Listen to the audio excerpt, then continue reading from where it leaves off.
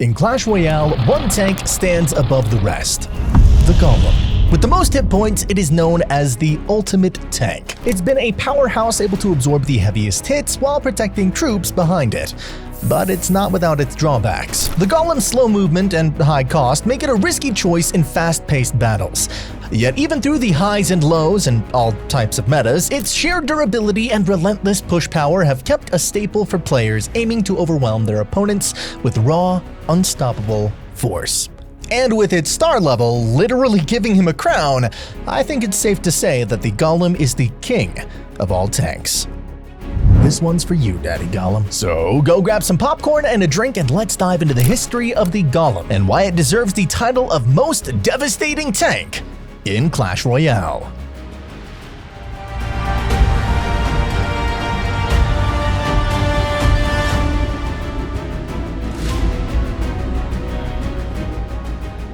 The Golem is a slow, building-targeting troop with extremely high hit points and decent damage. When defeated, the Golem explodes, dealing damage, inflicting knockback, and splitting into two Golemites, which have moderate hit points and very low damage. Like the Golemites also explode, dealing damage and inflicting knockback. The Golem is a colossal, menacing rock brute with team-colored crystals on its back, while its Golemites appear similarly but are smaller with only one eye. Little Cyclops Golemites. When the Golem was first introduced at the launch of Clash Royale, it looked quite different. Instead of the familiar colored crystals on its back, the Golem would wear a team-colored spike collar.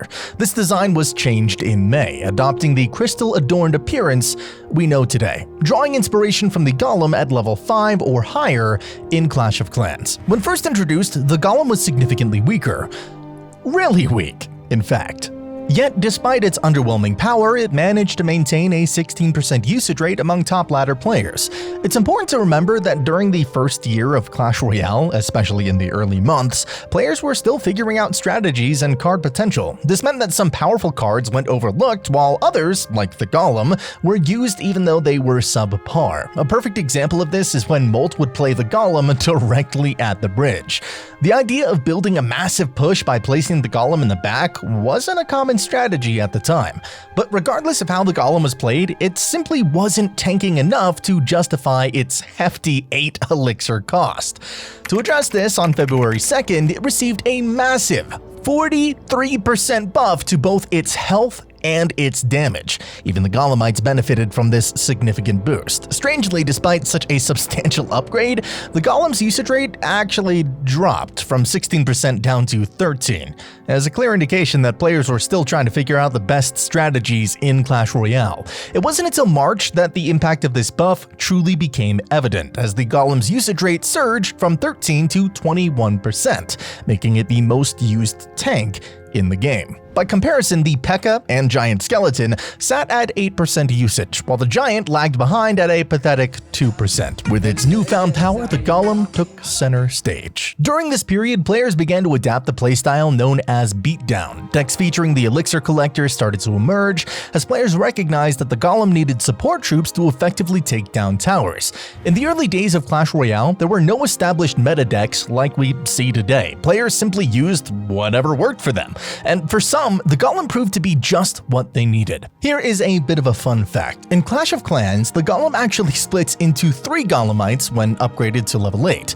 This unique ability makes it have an even bigger tanking force, as those extra Golemites keep soaking up damage long after the main Golem falls. It's one of the reasons why the Golem is such a powerhouse in Clash of Clans.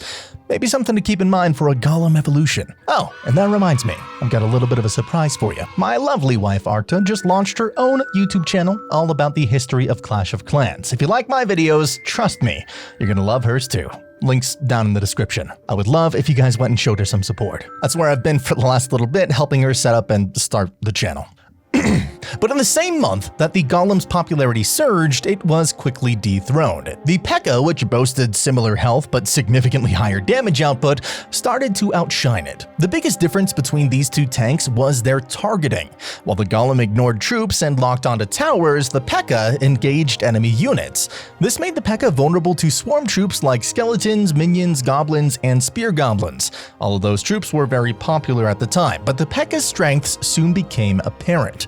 With the recent introduction of the Princess and Dark Prince, the P.E.K.K.A gained reliable support. Both these cards excelled at clearing out swarm units, allowing the P.E.K.K.A to reach the enemy towers more consistently. This newfound synergy rendered the Golem nearly obsolete, as the P.E.K.K.A not only matched its tankiness but also provided solid defense. The P.E.K.K.A had another major advantage. It cost one less elixir than the Golem. This meta shift propelled the P.E.K.K.A's usage rate from 8% to an impressive 31%, while the Golem's usage rate fell to just 7%. The P.E.K.K.A continued to rise in popularity with the emergence of a new deck, the P.E.K.K.A Double Prince, or as Chief Pat put it, the 4 Ps, thanks to the inclusion of the Princess alongside the P.E.K.K.A and the 2 other princes. This powerful combination offered a balanced mix of offense and defense, allowing players to apply relentless pressure while effectively dealing with swarm units and other threats. We actually covered this deck as part of our history video for the P.E.K.K.A already, if you're interested in that. If I remember correctly, there's probably a card somewhere up there for you to click on. The P.E.K.K.A's reign did not last long though, as the Double Prince deck started to fall off. Its usage rate dropped from 31% down to 16%, still around but no longer dominating like before. So what happened? Did the giant or giant skeleton see a big rise in popularity? Not quite. And unfortunately for the Golem, it continued to be forgotten, sinking from a 7% usage rate down to just 2%. In fact, the Golem became one of the least used cards in the game, sitting even below the Barbarian Hut. Ouch. Well, on February 29th, the Princess and Dark Prince weren't the only new cards added. A new tank had stepped into the arena, the Royal Giant. But at a cost of 6 elixir, he didn't offer players any real value. While he was decently tanky, he actually had less health than the regular Giant, who only cost 5 elixir. The Royal Giant did have one standout advantage though. He was a ranged tank. But even with his range, his low health of around 2500 and weak 137 damage every 1.5 seconds made him incredibly useless. It could be taken care of by a 3 elixir cannon or other defensive building with ease. The Royal Giant was so bad on release that he saw a 0% usage rate, with one Redditor putting it pretty simply: poor Royal Giant. And so Clash Royale's balancing team had struck the Royal Giant with a 20% damage buff. This damage buff didn't do a whole lot as the damage output was, still pretty low, so on the 3rd of May he was given a 1-tile range buff, and this made it extremely obnoxious to deal with. The Royal Giant would now spawn into the arena with an incredible reach of 6.5 tiles. For reference, that's the same as the Dark Goblin. With this increased range, the Royal Giant could now avoid being detected by the Tesla, and most importantly, it could snipe buildings. The only other card that could do this before was the Princess, which was a little easier to quickly take out than a massive bearded guy with a cannon in his hands.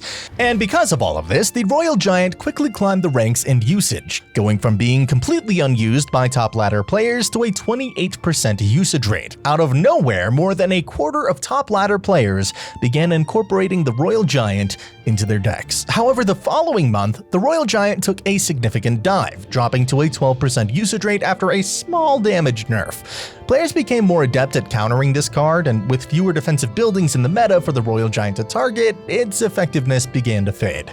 But luckily for all you Golem lovers out there, the Golem received a buff toward the end of May. Both the Golem as well as the Golemites would receive a 5% health buff, making the card even tankier. So the buffed Golem made a comeback among decks that utilized the Elixir Collector to build a big ground push supported by a mini P.E.K.K.A. Back then we didn't have the name Beatdown yet, so it was simply called Golem Slow Push. This deck featured the Elixir Collector, mini P.E.K.K.A, Princess, Cannon, Minions, Skeletons, Poison, and well, of course, the title of this video, the Golem. The mini P.E.K.K.A quickly rose in popularity, jumping from a 14% to an impressive 41% usage rate, largely due to the rise of a new deck known as Hog Trifecta. This deck combined the Hog Rider, Musketeer, and Valkyrie for a versatile, well-rounded offense. The Hog Rider applied pressure and dealt direct damage to the tower, while the Valkyrie cleared swarm units and served as a tank for the Hog Rider's push. Meanwhile, the Musketeer provided crucial long-range support, able to eliminate air units from a pretty safe distance. The mini P.E.K.K.A became a staple in response to Hog Trifecta, as it offered a powerful counter for just 4 elixir. Paired with some skeletons or minions, it could easily take down the Hog Rider, Valkyrie, and Musketeer with minimal risk. This efficient, reliable answer solidified the mini P.E.K.K.A's place in the meta, and made it a go-to card for players looking to defend against the growing popularity of Hog Trifecta. This Golem slow push deck used the strength of the mini P.E.K.K.A to its advantage. It could defend quite well, and in Golem Beatdown decks, it's okay to have your tower absorb some damage in exchange for a bigger push. When using this deck, the first minute to 90 seconds would be used to place down Elixir collectors and defend with the mini P.E.K.K.A. This would grant the Golem player a good Elixir advantage. Once the Golem player had plenty of Elixir, they play a Golem in the back and then build a big push with it, putting the mini P.E.K.K.A and minions behind. The opposing player wouldn't have enough Elixir to counter or stop the push, and it would often lead to a 3-crown victory. This combined with the P.E.K.K.A double Prince deck fading into obscurity and the Royal Giant losing its dominance created a window for the Golem to rise. Its usage rate climbed from a mere 2% to a respectable 16%, as players began to rediscover its rocky potential. But the Golem's time in the spotlight was short-lived. The very next month, it was overtaken by the Giant. I know what you might be thinking. No nerfs or buffs were made to either the Golem or the Giant. The meta had simply shifted in favor of the Giant. Players realized that while the Giant was less tanky, it still offered some great value, especially considering it only cost 5 Elixir, compared to the Golem's hefty 8 Elixir price tag. That 3 Elixir difference allowed players to invest in additional support troops. The Giant also saw more deck variety, with combos like Giant Balloon making an appearance. Even in the aforementioned Golem Elixir Collector mini P.E.K.K.A decks, the Golem was often swapped out for the Giant, offering similar utility with a much lower cost.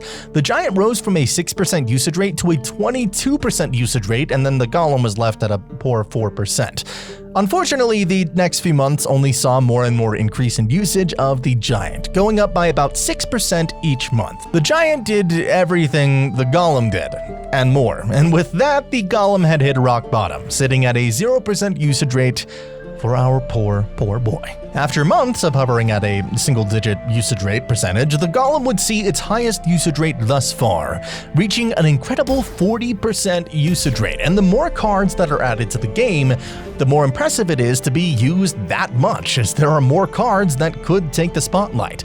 The Golem's rise as the most popular win condition has been expected for a while, thanks to a 6% health nerf to the Inferno Tower and the growing use of versatile 3-cost defensive cards like the Archer, Tombstone, and especially the Mega Minion. These cards help the Golem player defend against attacks in the opposite lane while they build up a push with the Golem in the other.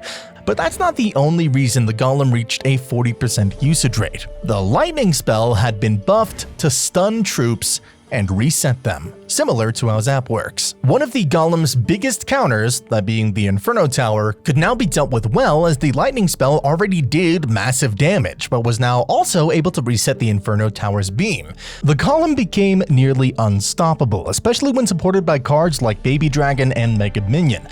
Unfortunately, the Golem seems to have some kind of curse, as with 1 month of glory, it dropped down to the single-digit usage rate once again. But that doesn't mean the Golem wasn't strong. Let's take a second to hear what Orange Juice had to say. Do you have any predictions for cards we might see coming up here in our first matchup?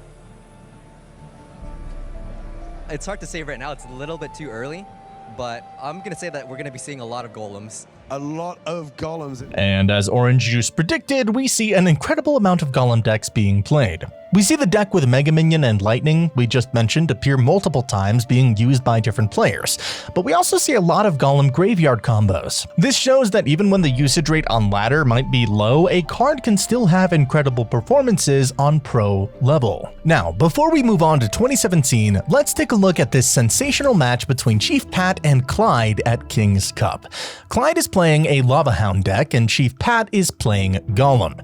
The match starts off with Clyde placing a Lava Hound in the back and Chief Pat a Golem. Clyde responds to the Golem with a Tombstone and an Inferno Dragon. Chief Pat tries to reset the Inferno Dragon with his Lightning, but fumbles and only hits the tower and Skelly. It seems Rocket isn't the only spell he misses. The misplaced Lightning spell leaves Clyde with a massive Elixir advantage. Clyde has a strong enough counter push and his Inferno Dragon takes down the tower.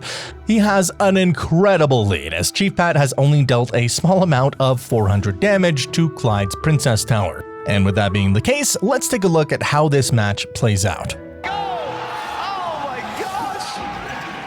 That was unexpected. Enraged Wow. Inferno Dragon. That's the fastest I may have ever seen a tower go I down. think that maybe stood for about 2 seconds right there. The reaction time on Pat right there. Wow. Was incredibly excited. Wow. Okay. That was quick. That There's building only, went down like a imploded Las Vegas casino. we have so much time, and the tower's already out, and that was at the 2-minute mark. Yeah, that was brutal. I don't know if I've ever seen an enraged Inferno Dragon before. Locked onto that tower. All right, let's see here. We still have 1:25. There is still an opportunity, but Clyde here has the absolute advantage. This is a tough deck to counter right here. You got enraged again, and that's tough. This is hard to watch. Yeah, this is. We got 1 minute and 5 seconds. 5 seconds until our assault. Oh, we got the double elixir. Yep, so we're going to double elixir. All right, here we wait go. for that last card. This is going to be Pat's, I would say, assuming so, last push he can do. Yep, we see the. We have our Golem right now. Haven't seen the tombstone. Pat didn't pull off that first Lava Hound. That was tough. But Yep, it wasn't the Lava Hound that made the difference. No, absolutely. Yeah, so we the have ourselves, lumberjack. once again, the Inferno coming in, just completely liquidating. But that lightning, still keeping Inferno Dragon alive. Lightning, another card today that we've seen a lot of. Oh, yeah. A lot of lightning. It's been everyone's deck builds all day. Yeah, I'm going to put that on the could be nerf list. Yeah. Let's see that come out All right. being the next nerf. Yeah. All right, 18 Lava seconds Hound left on the goes clock down. here. Oh boy. Lots of archers moving in. Let's see if this can be a After comeback this with 10 tower. seconds left. 300. Could it go We're down? going to see a comeback. Goes down, he ties it up. Beautiful, beautiful move from Pat, and that's what we're talking about. That is Pat and Chief Pat right there. That one push, wiping out that tower, and somehow in the last 5 seconds tying this up. We were sitting over talking about Bozeman as that just comes around, anticipating it's going to end. Shut my mouth. All right, so Pat not giving up, never say die. Attitude's got the archers. Oh man, it's got a lot of units in there. Clyde's getting himself some beneficial hits right there. But this now can possibly be anyone's game. Oh Pat boy. going down the center, going after the 3 crown, because you can see that King's Tower is about 200 hit points below the left tower. That Inferno Tower, the Inferno Dragon right there, it is getting lightning and zap down right there. Oh, the That zap, Golem is going to be getting beautiful through. zap. He got the Golem in on the tower. The zap spell made the difference. That Golem was history until the zap went down. And the miner coming into play right there. That tower is going to be going down. This could be it. 68 speed. the Chief Pat breaks it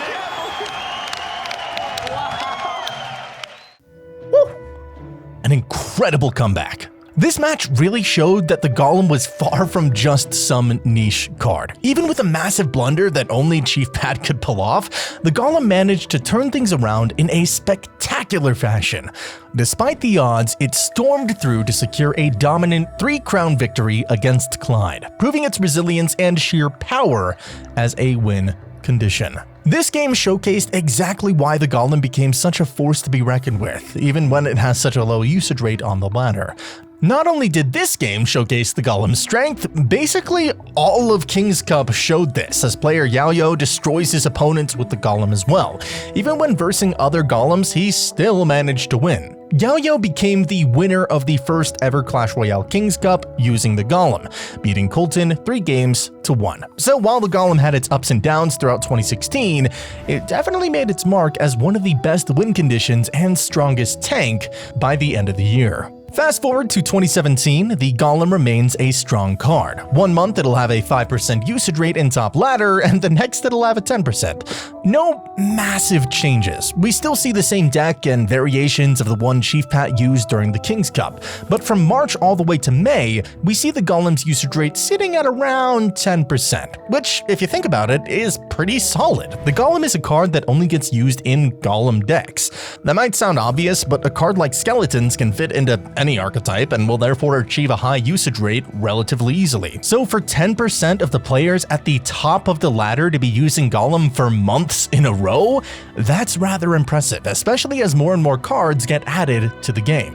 Speaking of new cards, the Night Witch was added in June, and the Night Witch is one of, if not the most broken card ever added on release. She was incredibly strong in any deck. This also included our Golem decks. One of the most infamous Clash Royale decks emerged, the classic Golem Beatdown deck.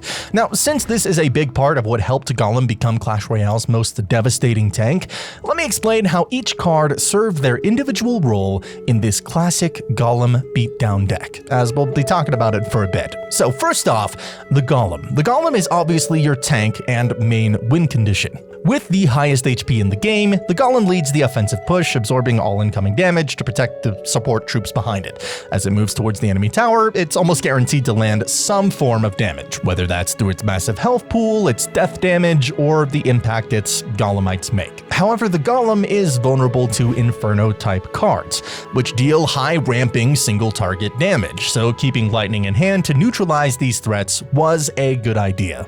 Next up is the Lumberjack. This card is great for both rushing and defending, and it really shines when assisting the Golem in a large push. The Lumberjack has high DPS, quick speed, good damage, and decent HP, making it effective against tanks and swarms alike. When facing a skeleton army though, it's best to have the Princess Tower help out to ensure that the Lumberjack survives. Then there's the Night Witch. Her bats provide a shield for the Golem by distracting both the Inferno Dragon, Inferno Tower, and any other threats. She has incredibly high DPS thanks to her summoned bats, and placing her behind the Golem allows her to spawn even more. Paired with the Lumberjack's range, the bats are able to spawn even quicker. Following her, we've got the Baby Dragon. This splash damage unit is the main answer to enemy swarms, making it a reliable addition to the Golem push. With its high HP and splash damage, the Baby Dragon can clear out groups of low HP troops that threaten the Golem. Pairing it with the Night Witch allows her bats to push it forward, keeping the push pacing tight and strong.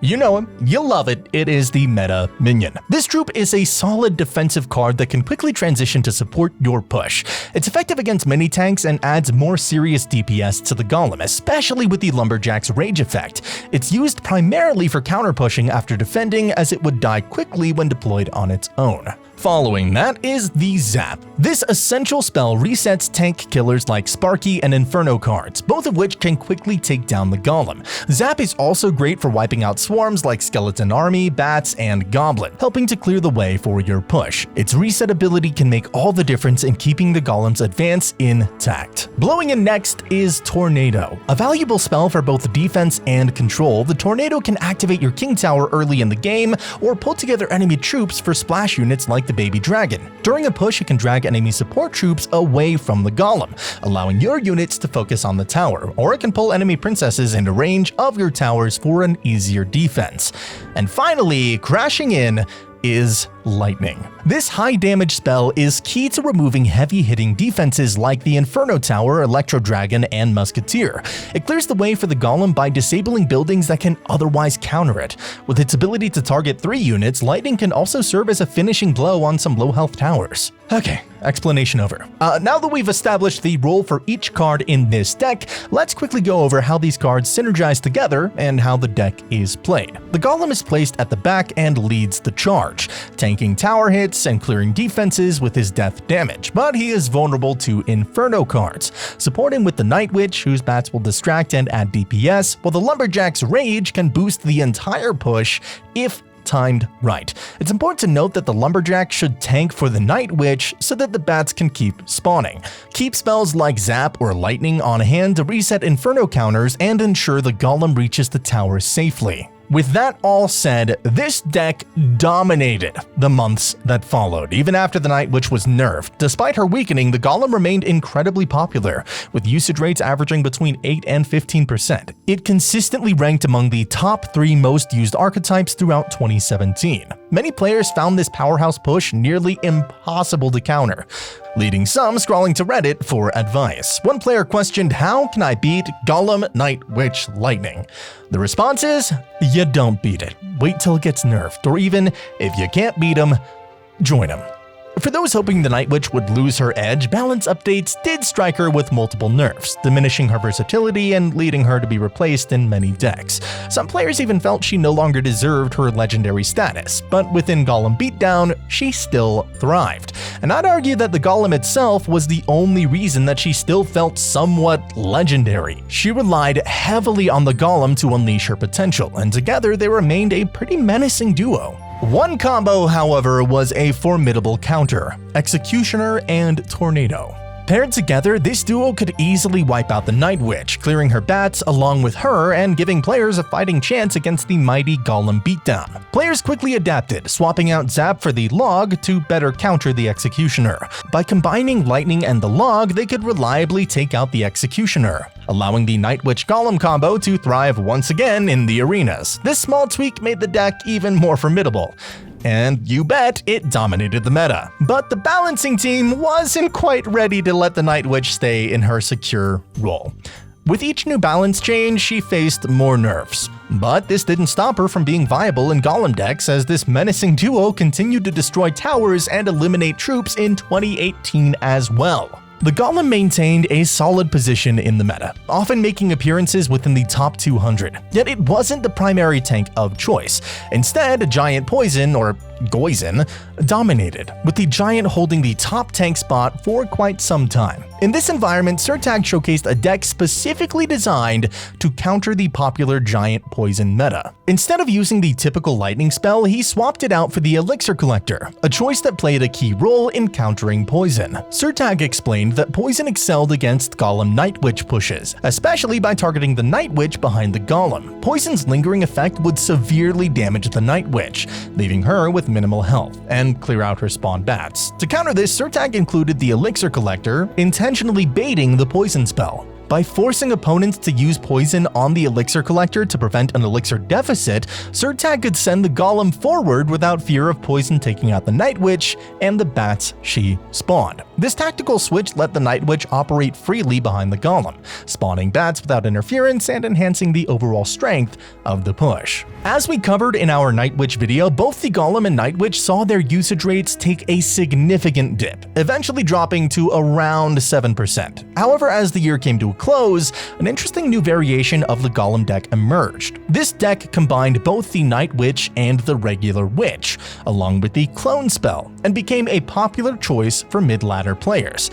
Although it didn't quite make its mark in the top ladder, this deck demonstrated the untapped potential of a Golem Night Witch clone synergy. Fast forward to November, when the Clash Royale World League Finals were in full swing. In this high-stakes match, we witnessed Expo Master, a renowned player, utilizing this very Golem Night Witch clone deck in a thrilling showdown against El Psyop. With just 30 seconds remaining on the clock, El Psyop had a commanding lead, holding a full health tower. Meanwhile, Expo Master was in a tight spot. His Golem was down to a quarter of its health, and all he had left on the battlefield were a Lumberjack and a few scattered bats from his Night Witch's defense. To make matters worse, El Psyop's Mommy P.E.K.K.A. and Dark Goblin were positioned to shut down the last remnants of Expo Master's push. It seemed like an impossible situation. How could he possibly turn this around? But just when things looked grim, Expo Master pulled off a stunning move. He deployed the Clone spell. What was once a handful of bats quickly multiplied into a massive swarm, overwhelming the P.E.K.K.A. in a matter of seconds. The Lumberjack's rage only added onto the effect, causing the clone bats to melt through the P.E.K.K.A.'s high hit points with incredible speed.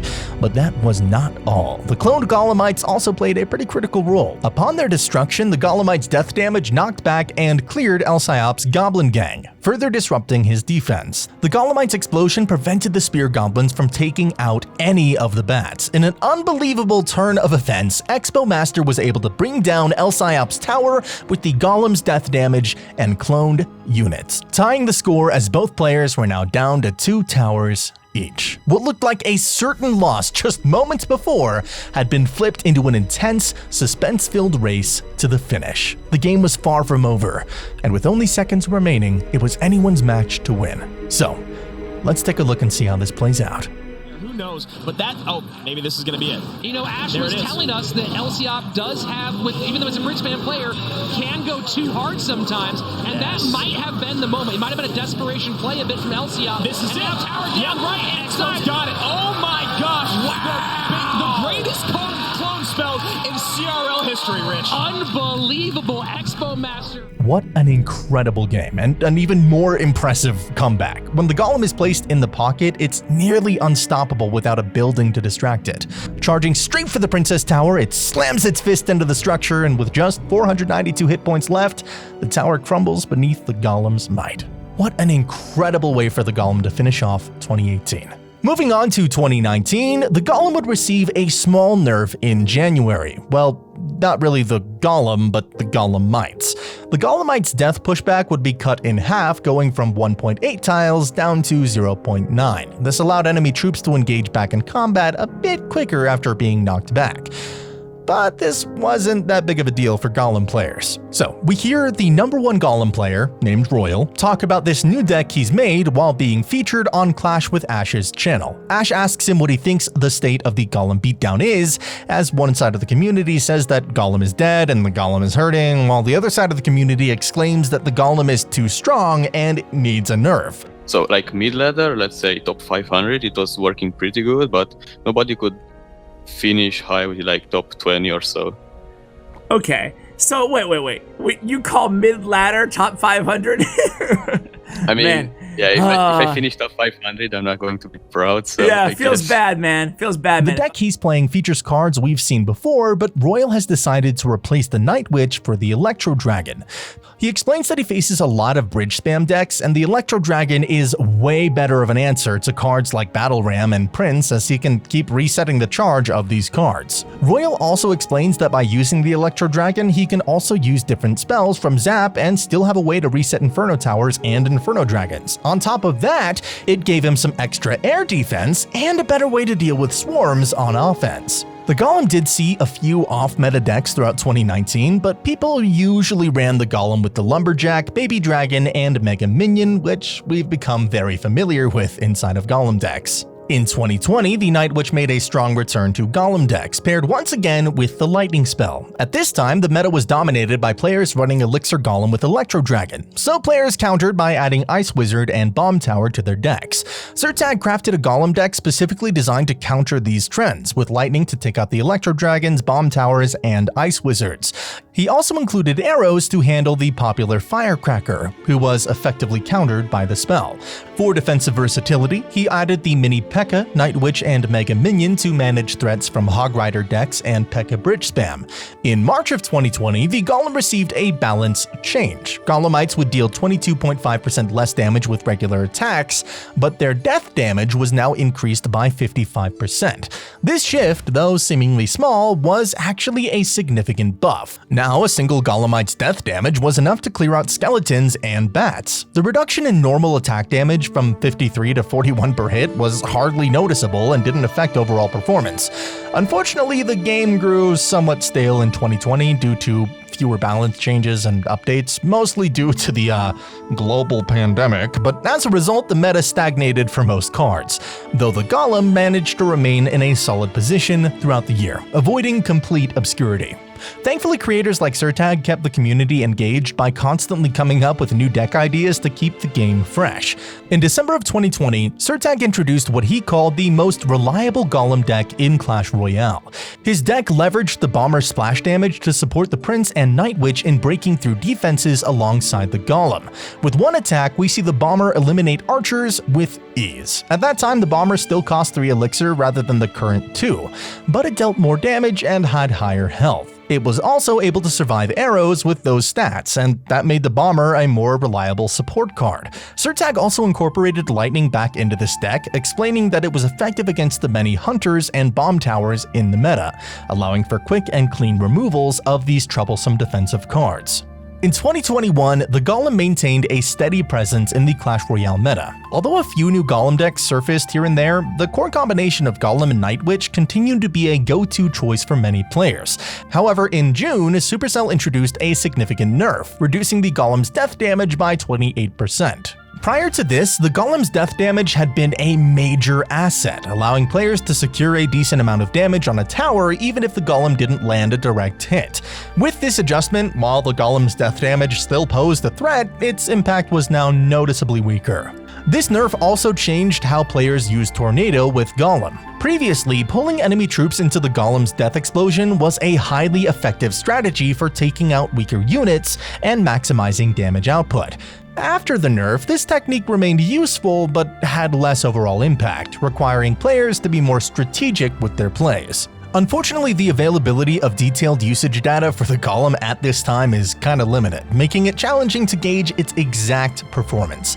Nevertheless, the Golem's resilience was evident. Prominent content creators like Inshane and Surtag continued showcasing Golem decks, adapting to the challenges and still achieving considerable success. Comments from the community reflected the Golem's persistence in the meta, with players expressing frustration over its enduring strength. Been playing against so many Golem decks on the ladder.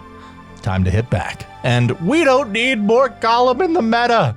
And despite the adjustments, Golem still held a prominent role, proving its durability even in the face of balance changes that attempted to curb its overwhelming presence. Towards the end of 2021, we also see the introduction of champions. The champions completely stirred up the game and finally gave the game a real big shift in the meta, giving players the ability button and 3-card cycle to play around with. In January of 2022, Boss introduced a powerful Golem deck featuring the Tornado and the Golden Knight, highlighting how Japanese player Bana used this setup to push into the top 10 leaderboard in December of 2021. The unique synergy between the Golden Knight and Tornado made this deck especially potent. With Tornado pulling enemy troops together, the Golden Knight's dash ability could target multiple units at once and even hit the enemy tower in certain situations. The Golden Knight still proved valuable even without Tornado, as defending troops would often clump up around the Golem, giving him opportunities to maximize his dash damage. In February, Surtag also showcased a similar deck with the Golem and Golden Knight, demonstrating just how powerful and versatile this combination could be. Meanwhile, the Night Witch, once a staple for Golem decks, had declined in popularity as her strength waned. However, with the release of the Skeleton King, she found renewed viability, creating new synergies in the deck. So let's hear what Surtag has to say about this.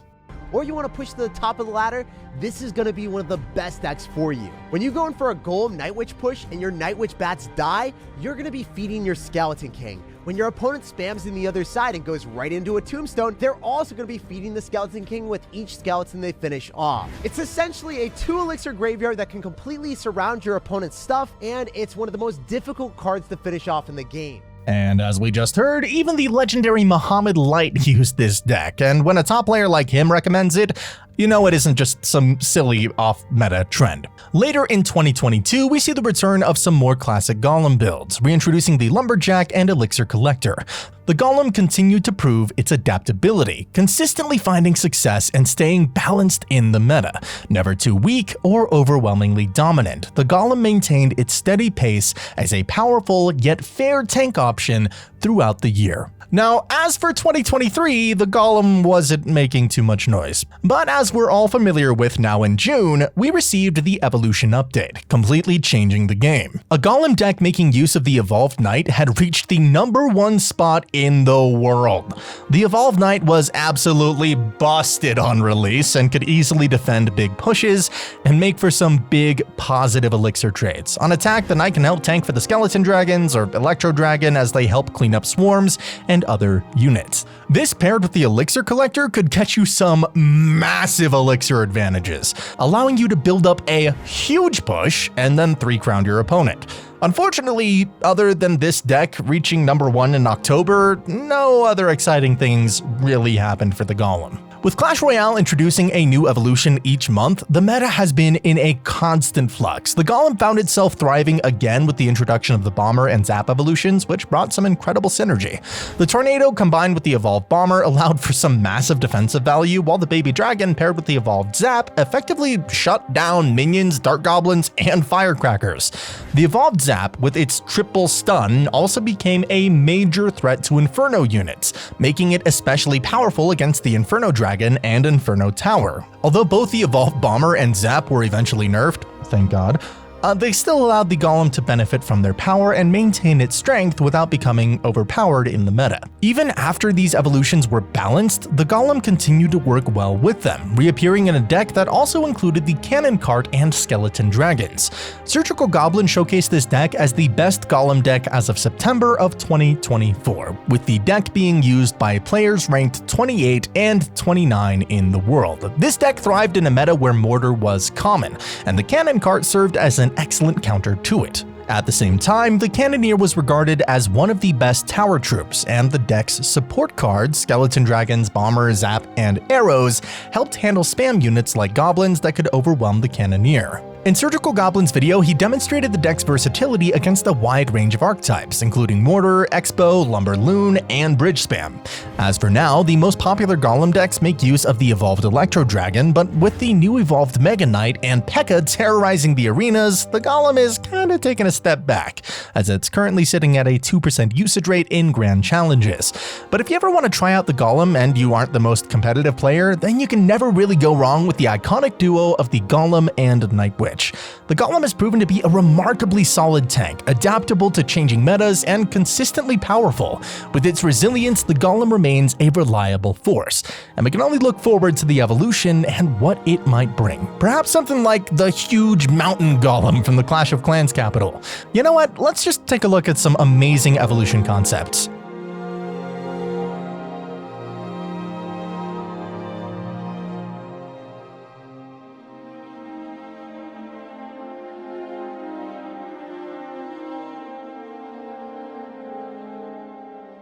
Here we see players talking about a unique evolution concept for the Golem, Earthquake Footsteps. With each step, he'd damage everything around him, much like the Electro Giant's Shock Radius, turning him into a mobile powerhouse on the battlefield. Imagine the chaos that would bring, leaving a trail of destruction as he marches forward. I don't know, pretty thematic. What about you? Got any ideas for a Golem evolution? If you do, share them down in the comments below. I love some good old-fashioned theory crafting. No matter how you feel about the Golem, there's no denying that his incredible legacy in Clash Royale earns him the title of the most devastating tank in the game.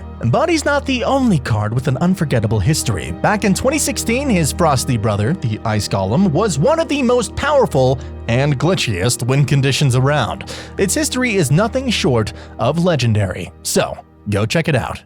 You won't regret it.